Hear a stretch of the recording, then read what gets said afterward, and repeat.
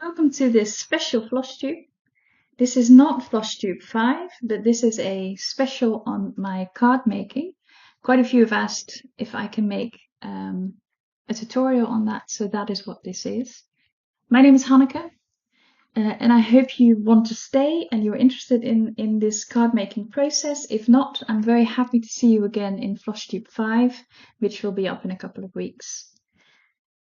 Right, so the card making, I've shown a few examples on my regular floss tubes, and I think today I'm going to show you a few more examples. You've seen some in the introduction as well. And I will also go through the supplies, the things that you need, and then we will go through the process of making a card like that. So I have no idea how long this is going to take. So we'll just have to see how that goes. I have some sort of idea how to show you everything, but I might have to learn as I go. So we'll just see how it goes. I will start with a few examples, and I think I'll start with this one because this is one I've shown you previously. So this is one way of stitching on paper. And I'm gonna assume that those people who are watching have the basic stuff. So you have something to cut paper in a rectangular shape or square shape.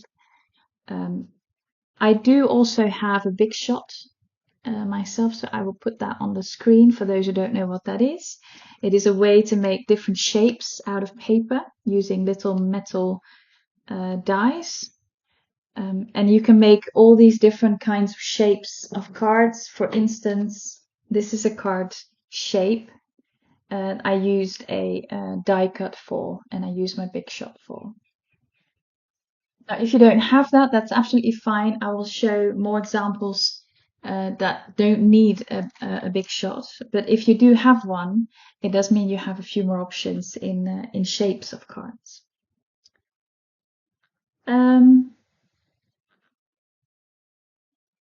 So I'll go through some examples, things I've made.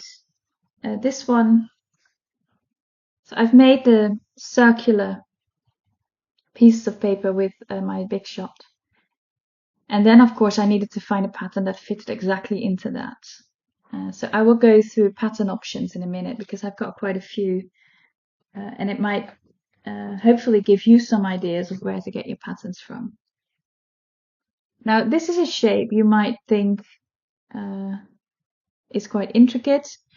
I didn't use a die cut for the cross shape. I did that by hand. I used a die cut for the circle and for the flowers. So again, you can use make different kinds of shapes without a die cut. This is another one. So this is an explosion box, and I only stitched the top of the explosion box. Now you could stitch all the sides. It's completely up to you what you want to stitch.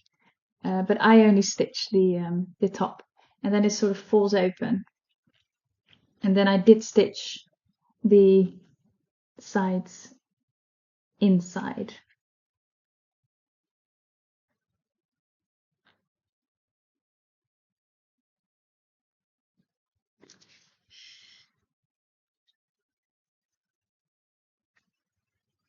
So what I usually do these days is that I pick and choose bits from patterns. So I don't use full pattern anymore. When I just started out, I would make square cards mostly or rectangular, and then I could use the full pattern and stitch it up completely, and then put the card together. And these days, because I want to do all these different shapes and different kinds of things, I usually have to use a bit of the pattern, so I can pick and choose basically from it. This is this is a die cut, but you can make this by hand. It is a bit fiddly, but you can make one of these by hand if you want to. And then I've stitched all the sides. Yeah, there you go. And that's quite cute. You could put sweets in it and treat someone.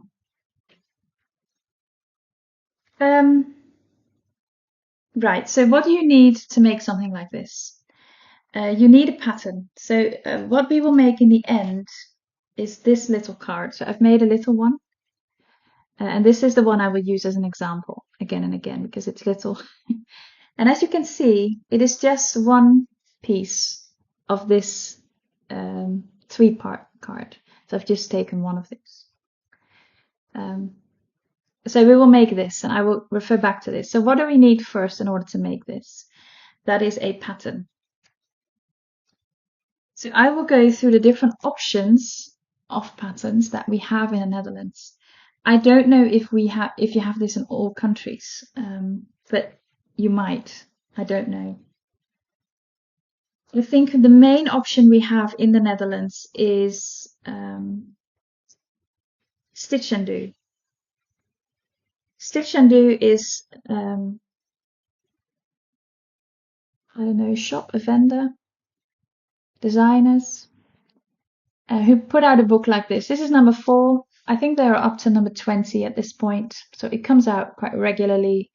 And they usually have a Christmas book as well. They have a Stitch and Do book in colors. I usually buy the white ones. And it has a number of patterns in. And as you can see, these patterns are quite big. And it has some squares and it has some rectangulars as well. So these are the cards you can make with it. And it also comes with the colored paper and it comes with the 3D image in the middle. So it's quite a nice book. And this also already has the pattern punctured onto the paper that you're going to use. So this is cardstock. It's really nice, good quality cardstock. And it already has the pattern in it. So I don't have to transfer the pattern anymore. It's already there. And I can just take this out and start stitching. So this is really handy. And it's one of my favorites. They usually pick a designer who then designs the whole book. This is from Sjaak van der Wendt, and he is one of my favorite designers. He's got quite bold patterns, nice motifs. It's just, yeah, really nice. Stitch and Do also has a smaller kit that is very good if you're going on holiday or something and you don't want to bring a lot with you, but you do want to do some stitching on cards. You can bring a kit like this. So it comes as like this, and it has paper around it. But I've just taken it out so I can show you. And it has again the 3D picture if that's what you want to use. I normally don't use this, but you could if you wanted. It comes with colored cardstock as well. And it comes with 3 patterns, again already punctured into the cardstock. I'm sorry, I have paint on my fingers because I've been painting my house. So this one you could just grab and start stitching. It also comes with some thread, and I will go through thread later on. So, but it comes in the same package. So you have everything you need apart from some glue to make these cards. So it's quite nice, and it has 3 of those cards in, and more than enough thread. So yeah, it's really nice. Then they also have these little booklets, and they are just 6 pieces of cardstock with these patterns pressed into it. So again, these 6 you can just take out and start stitching. And they have many of these. I think they are moving towards set 200. So there are many options of these. They sometimes repeat them though. But yeah, this is one of my favorites because I do have all the cardstock myself. So this is just giving me the patterns, and it's not expensive. Now Sjaak van der Wendt, the one from the book just now, also puts out just patterns like this. Some people sell these as well. They're just loose patterns. You buy one for 70 cents or something. It's just on regular paper. And you get it like this in the mail. I have no idea if they have PDF options. They might. I don't know. I will put everything in the description box so you can hopefully find what you're looking for. This has to be transferred onto the cardstock yourself. You have to do that yourself. So you can't use this and stitch this because it's just regular printer paper. Then we have Karin's Creations. She is similar as that it is just normal regular paper. And you get this in the post like this, and it's about €1 a pattern. So it's again not expensive. You can reuse it if you're careful with it. And you could even just copy it a few times if you wanted. For own use, obviously. Now this pattern and Karen's Creations is like this. So she is the one where you fill in the leaves and the flowers. This is another one.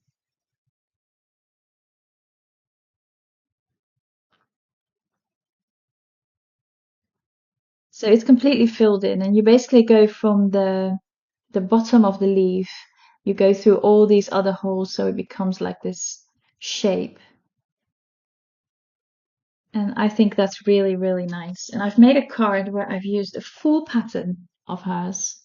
Oh, and now I'm out of, yeah, there we go, back in focus.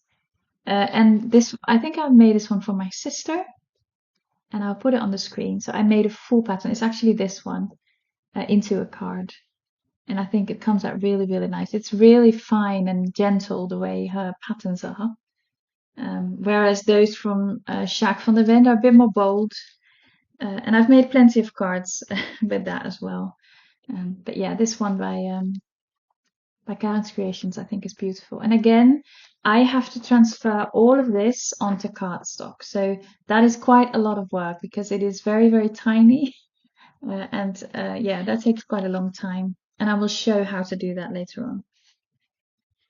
Then we have numerous booklets. So I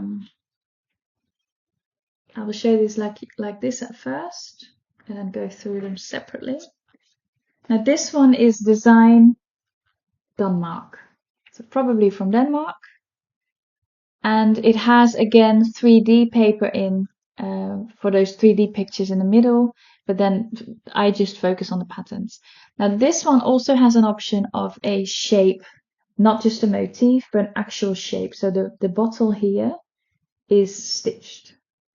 I don't usually do that. There are others who do that as well, where a full shape is stitched onto a card. I usually stick to motifs, but this is also an option. But I like this one. I think I've used this motif several times already because I think it's very pretty. So that's Denmark. They also make those patterns. This is Creative Embroidery, and they have numerous of these booklets. This one is Spring. And for these ones again, it isn't already on the paper. You have to transfer it onto cardstock. This is better paper than the regular printer paper. This is slightly laminated, so it is. It will, even if you use it several times on cards, it will stay okay, and you can reuse it over and over again. But yeah, these books are similar in that it comes with a couple of patterns, and it comes with the sort of picture that you could use in the middle that I don't use. I usually find that they're not great. There are other images you could buy that are much nicer. And I've also used my dad's photographs. My dad likes to make pictures, and I'll show a card of one of his photographs that I've used for stitching a card as well. And I think the outcome is really nice. And then we have these, and it's hobbydolls.eu. I'll put that on the screen there. hobbydolls.eu.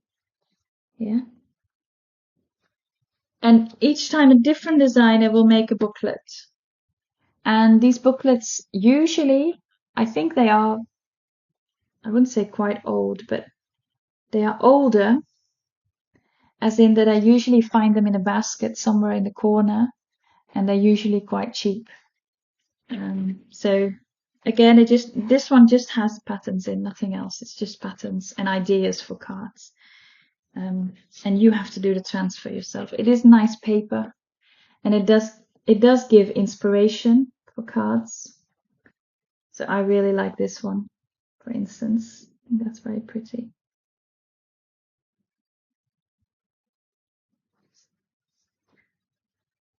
And these are also nice.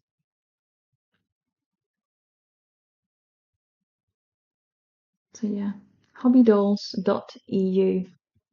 They sell those little booklets. So that's all our paper patterns. So Stitch and Do, it's already ready-made on a cardstock, and you could use it like that. I normally don't, because sometimes I want a pattern like that on a different shape. So for instance, this is a pattern that comes from Stitch and Do, and it was part of one of those square patterns. So I've just used that piece of cardstock to then transfer it onto a piece that I wanted, which in this case was a cross. So you can use it ready-made, but you don't have to. And all the others, you have to do the transfer yourself anyway. Now there is one other option that I'm going to show you, and I really like this option, but it is relatively expensive because this is a die. There are not many of these. I've seen Action. If you're in the Netherlands, Action has a few of these, so it's very cheap. So then it's doable. But this was quite an expensive one, which is a die cut, and you do need a big shot for this. Because you can't transfer this yourself. This has to go through the machine. This is a metal thing. You put it on paper, you put it through your big shot or whatever machine you have, and then this is your pattern onto the paper. And it also comes with outlines for cards and insides as well. So you can make quite a nice shape with this. And it means you don't have to do the individual making the little holes on your paper. And I will show an example of that. So this pattern will end up like this. I hope it will focus.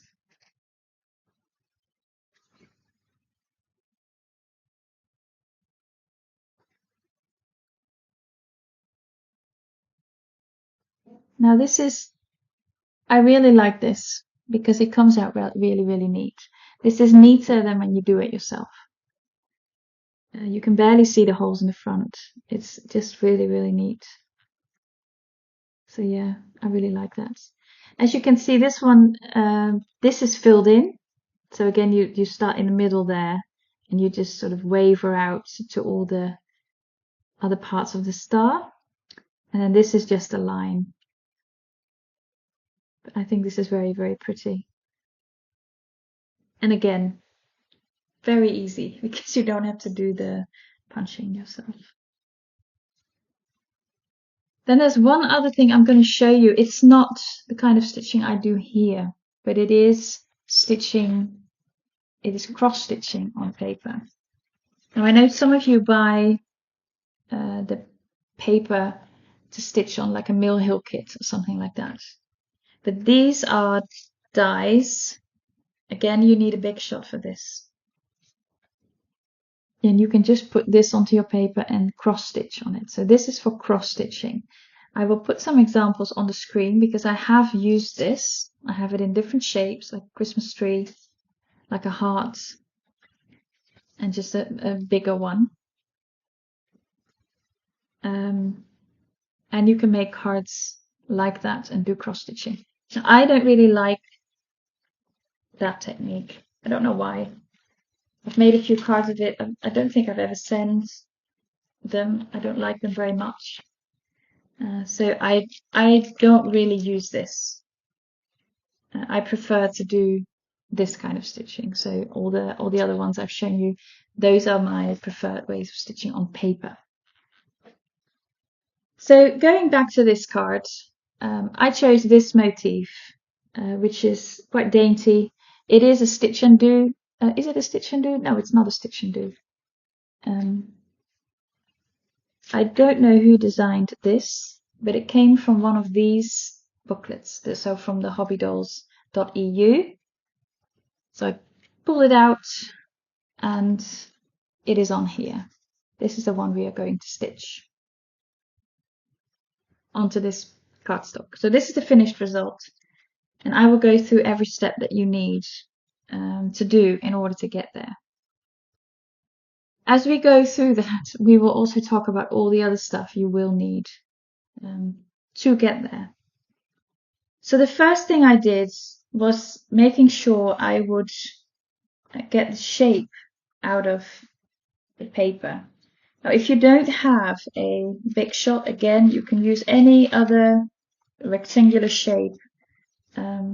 It doesn't matter, but I use this die with all these little insides to get this card shape.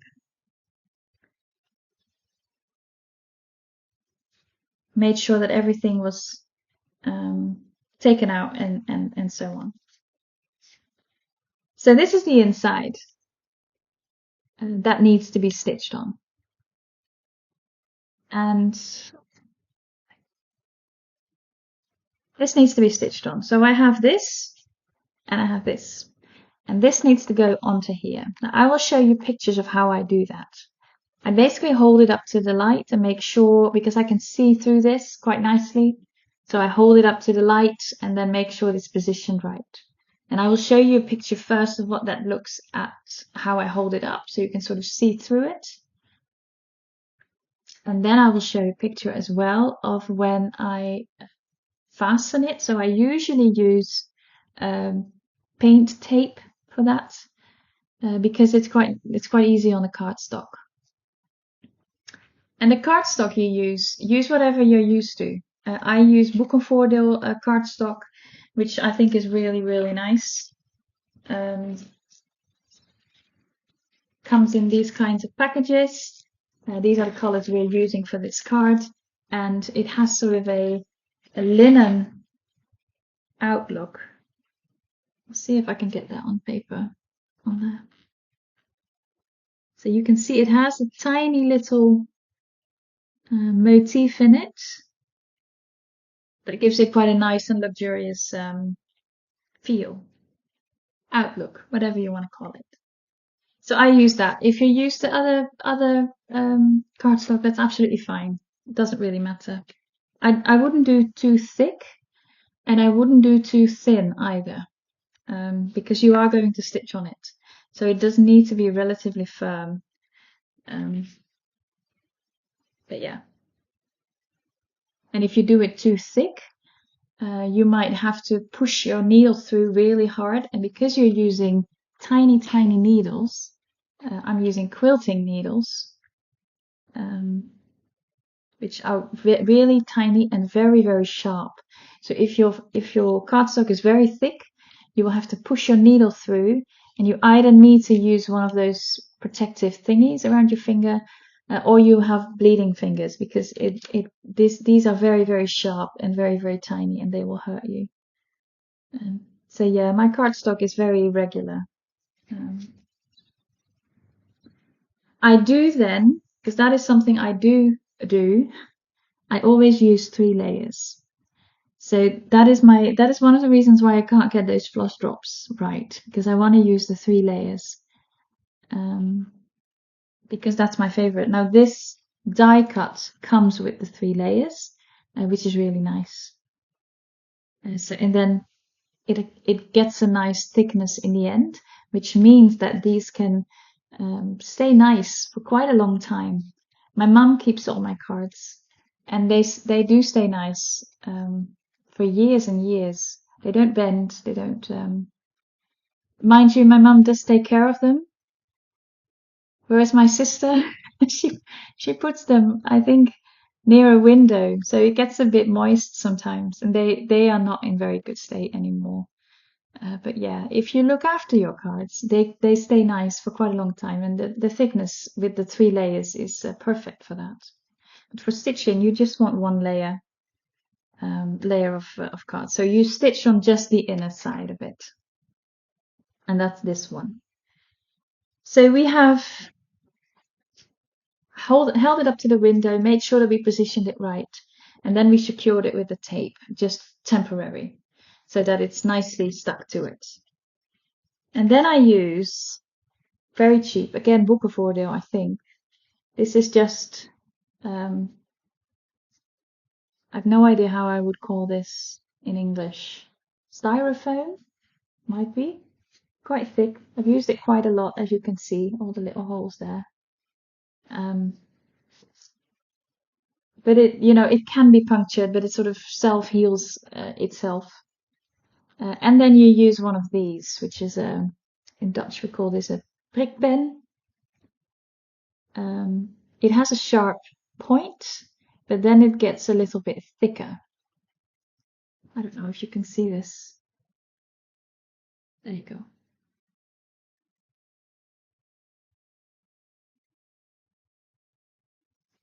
And that's what you use. So you put your paper with the attached pattern onto here, and then you just, by hand, put all the holes in. It's quite therapeutic.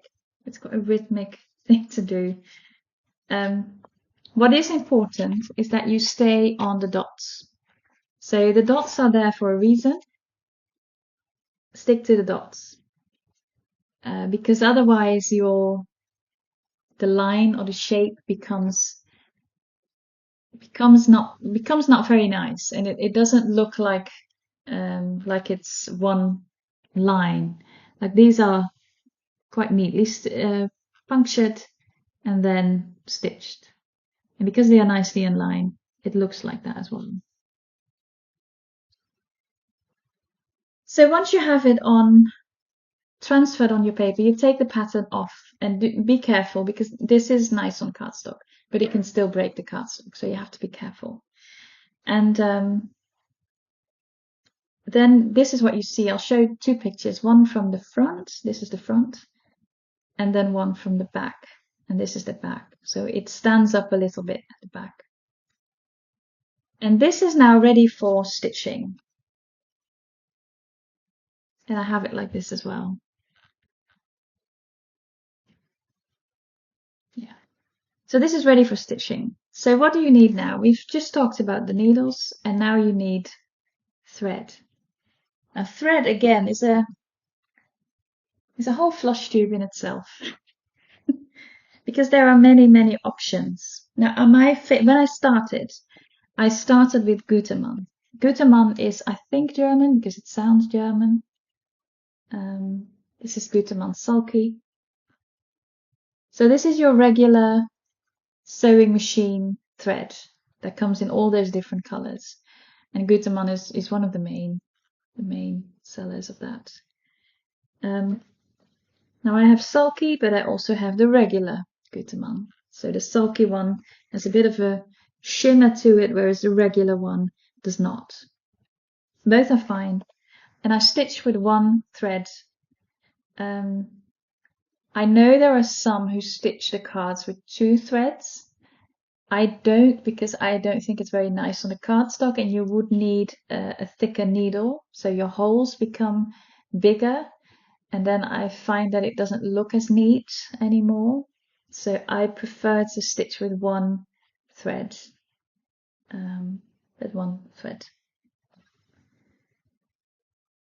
So we've had the Gutermann. I also have Medlar. Again, that's quite a big one. Medlar has these variegated threads, so I use those as well. I have them in different colors. I also use Goldman. Now, Goldman is not my favorite. I think it was on sale at one point, and I thought, oh, I'll try. They do have some nice colors, but they do get a bit less, a bit more fluffy. And I know you can use wax for that, but it's yeah, it's less nice to work with. And then we have Stitch and Do, so the ones who sell all those booklets. Also sell thread. And when you buy one of those packages, you get it on one of these. And you get quite a lot. This they give you for 3 cards, which is more than enough. And it's just sort of wrapped around, and you get 3 different colors. Now they also sell this in sort of a 10 different colors like this. And you can also sell each color separately. I'm just gonna look for a good one to show you. For instance, this one, which is a pink, soft pink. So this is a stitch and do on a regular thingy like this. This is one of my favorites as well. I use this a lot. So it has a beautiful shimmer to it. So Gutermann is nice to work with, as is Stitch and Do. So the Stitch and Do floss is really, really nice. And it comes in many different colors. It has a nice shimmer to it. Again, I stitch with 1 thread with the little quilting needle. And that's where you get quite a nice result. So again, this one for this card. And I use this little, design paper. Now I have a lot of design paper. Again, that is a whole different tutorial in itself. So just pick whatever you have in stash, really. It's just a tiny little piece anyway. But I picked the colors that go along with that. And I picked, where did I put it? I picked 3. So a green, a blue, and a pink. And these are from different brands. So I used the Gutermann with the shimmer. I used a Stitch and Do, a green. And I used a pink from the Goldman line. So it doesn't matter that they are from different ones and that some are shimmery and some are not. I don't think you can see the difference a lot. And this is all stitched with 1 thread. So we have our thread, we have our needle, we have a paper with a pattern punched onto it. And now we are going to stitch. Now that is the hardest thing to show you, because I have tried with the camera sort of on top of it trying to stitch. But because it is so tiny, it's difficult to show you. And I don't like the full blown up versions. So I'm gonna, usually when you buy the patterns, I'm gonna show you a picture of that. It does tell you what the designer has intended for you to stitch. So this is a picture of the design we are going to make, and it says 1 to 5. So it tells you where the designer thinks you should put your needle in and out. So basically, 1 to 5 means go in from the back on the first one, and then count 2, 3, 4, 5. So you leave 3 open. And on the 5th one, you go back down. That's the shape they want you to make. You can also do 1 and 4. Some even do 1 and 3, so you only skip 1. Sometimes they say 1 to 7, especially Jacques van der Ven sometimes does that. So then you leave 5 open, 5 of the dots open. And that's all up to you. And you can change that. Again, it's what the designer intended, but if you want to do it differently, that's absolutely fine. So my favorite is the 1 to 5 because it comes out quite nicely. 1 to 7 can be a bit too bold for me. So I've made this, and I'm sorry for my very rubbish drawing skills, but here we go. So there are 2 different options. Let me flip this in right.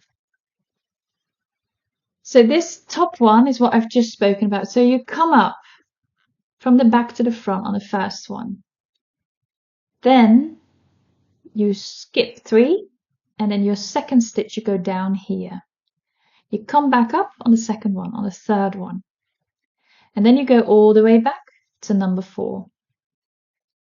And that's where you go to the back. You come back to the front on the 5th and go back to the back on the 6th. And that's how you keep on working. So that's quite an easy way of seeing it. So if you want to try this, you can make a screenshot of this, and this is how you would go about that. So it tells you exactly where you go in. So the one is always where you come up from the back to the front, and then the rest sort of just follows. In the beginning, you have to count probably, and the more you do it, the more you just do it. You can feel it.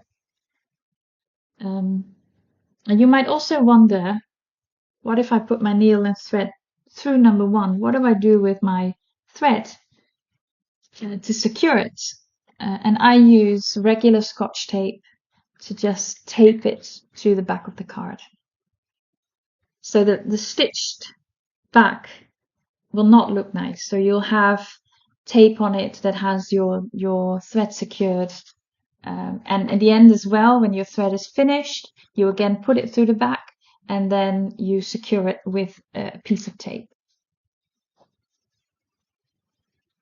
Now with this one, this is the way you will do it with this kind of stitching. So if this is what you want to achieve, you will use this approach, which is where you come up in the first one from the back to the front, then you go to 2 and you go back to 3, you go to 4, you go back to 5, you go to 6, you go back to this one. So you keep doing that motion until it's completely full. This hole, at some point, sometimes you do have to push really hard, so again, be careful with the very sharp needles. But yeah, it does give a nice effect. So these are 2 different ways of stitching, and again, I will put this here so you can make a screenshot if you want.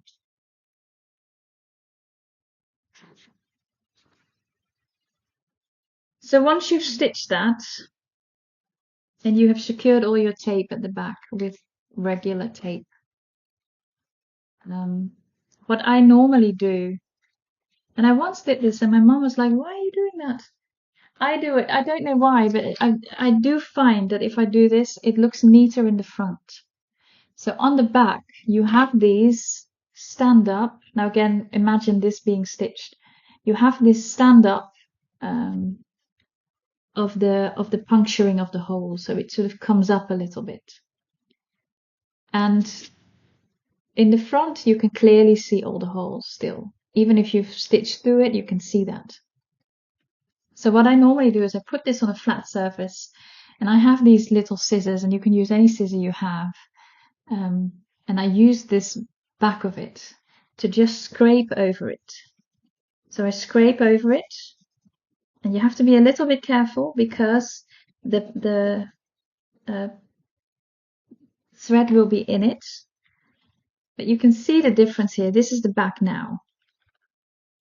So the back is pushed, everything is pushed down. So I just scrape over it with my